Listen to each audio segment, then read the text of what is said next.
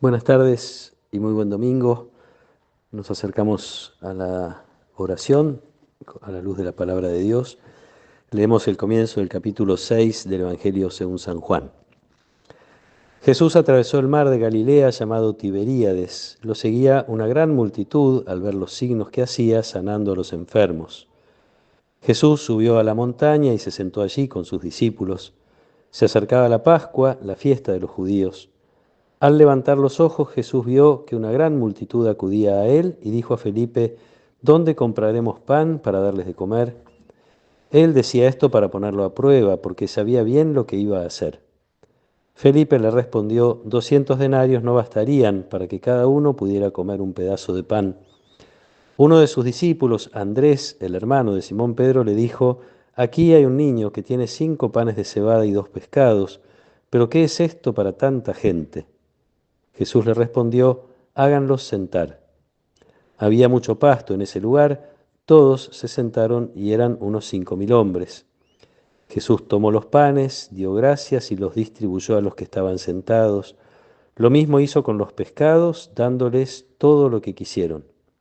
Cuando todos quedaron satisfechos, Jesús dijo a sus discípulos: recojan los pedazos que sobran para que no se pierda nada. Los recogieron y llenaron 12 canastas con los pedazos que sobraron de los 5 panes de cebada. Al ver el signo que Jesús acababa de hacer, la gente decía: este es verdaderamente el profeta que debe venir al mundo. Jesús, sabiendo que querían apoderarse de él para hacerlo rey, se retiró otra vez solo a la montaña. Palabra del Señor. Este hecho de la multiplicación de los panes evidentemente provocó un impacto muy fuerte en las primeras comunidades. Es el único milagro, o vamos a decir signo, que es la palabra que le gusta a Juan para que sepamos que lo que sucede y lo que se dice tiene que ser interpretado. Es el único que cuentan los 4 evangelios. Incluso Mateo y Marcos lo duplican, cuentan 2. Hay 6 relatos de la multiplicación de los panes. Debe haber quedado muy grabado en el corazón de los discípulos y de la gente que compartió ese momento.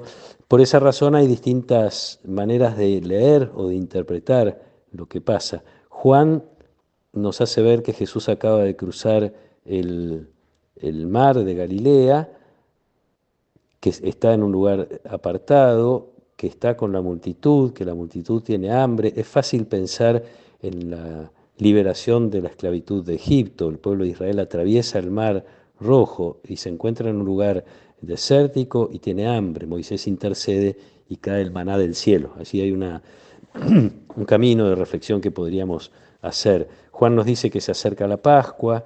Juan nos dice que Jesús toma el pan, bendice y reparte, haciéndonos pensar también en la Eucaristía, lo cual hizo que en las primeras comunidades fuera muy fuerte, y aunque esto permanece, a veces no es tan evidente, la comunión que hay entre la Eucaristía y la solidaridad, entre la Eucaristía y la atención de los necesitados.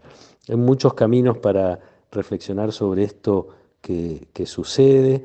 También uno diría, a la luz de lo que reflexionábamos el domingo pasado, aparece Jesús como aquel pastor que, en lugar de dispersar, convoca, hace sentar, prepara una mesa, con lo importante que son las comidas y los banquetes en la palabra de Dios.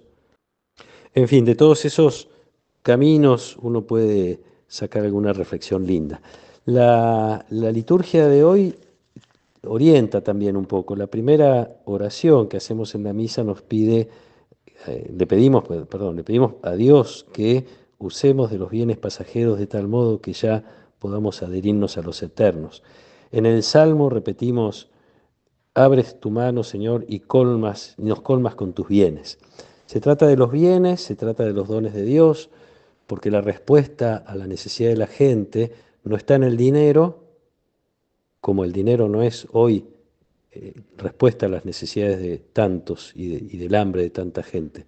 La respuesta está en la solidaridad de este niño que acerca el pan y los peces y los pescados que tiene, y la actitud de Jesús que levanta los ojos al cielo, reconociendo que son dones de Dios.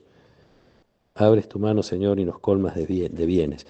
Jesús reconoce el origen de los bienes y el destino de los bienes que tiene que ser para todos. Termino con una reflexión que me despierta también la actitud de Jesús. Jesús está siendo seguido por las multitudes, hace estas cosas que hace que lo reconozcan de alguna manera o que celebren su presencia. La gente está fascinada con las cosas que Jesús está haciendo. Lo quieren hacer rey. Y en ese momento dice el Evangelio que Jesús se retira solo a la montaña. No sé si esta fue una tentación, podríamos pensar que sí, como tantas otras tentaciones que Jesús padeció en su vida, de apartarse del camino señalado por Dios y hacer, uno diría, su propio camino. Debe haber sido muy tentador tener una multitud aclamando a Jesús y queriendo hacerlo rey. Debe haber sido muy tentador para él este poder humano que se le ofrecía. Jesús se retira, imagino que en la montaña, como siempre, se habría ido a rezar, a encontrarse con su padre. Y me lo imagino también pensando cuáles son los dones que tiene, los bienes que recibió y de qué manera los va a repartir. Y ahí siento también una invitación. Qué lindo que de vez en cuando nuestra oración se centre en esta realidad. ¿Cuáles son los bienes que recibí, los dones que Dios derramó y de qué manera yo puedo administrar esos bienes en función de solucionar el problema de los demás, de saciar hambres? A veces será concretamente el hambre de pan, como es el caso, pero en torno alrededor de nosotros hay muchas maneras de tener hambre. Hay gente que tiene hambre de compañía, de ayuda, de justicia, de educación, de salud, de espiritualidad, hambre de Dios. En definitiva, esta imagen final de los discípulos llenan 12 canastas, cada uno tiene una canasta llena de pan. Y Jesús que se retira a la oración con su Padre. Sentirme entonces delante de Dios un discípulo que tiene que reconocer cuáles son las riquezas que tengo, qué hay en mi canasta, cuántos panes tengo y quién los necesita para poder distribuirlos justamente, para poder hacer en definitiva la voluntad de Dios, hacer que los bienes lleguen a todos. Pidámosle a Dios valentía para reconocer con humildad los dones recibidos, generosidad para que nuestro pan sea para aquel que lo necesita. Que nos acompañe la protección y la bendición de Dios Todopoderoso, del Padre y del Hijo y del Espíritu Santo. Amén.